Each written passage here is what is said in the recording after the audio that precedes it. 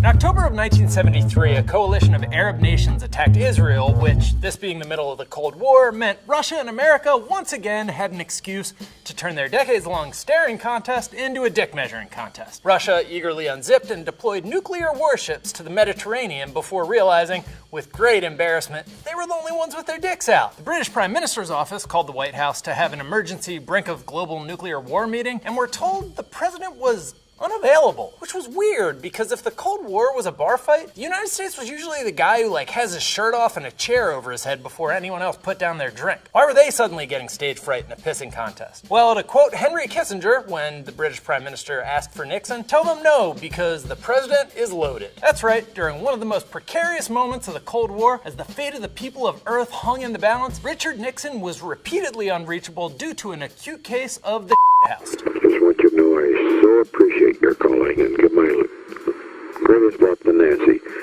How'd you ever marry such a pretty girl? My God! That was Nixon talking to future President Ronald Reagan about how downright f***able his wife was. Anyways, the people who run America never told anyone their president was too drunk to drive the free world. They just fired him for something else and pretended it never happened, like the uptight family of wasps they are. So when Russia finally had the chance to take this democracy thing for a spin, they didn't know the secret lesson America had learned.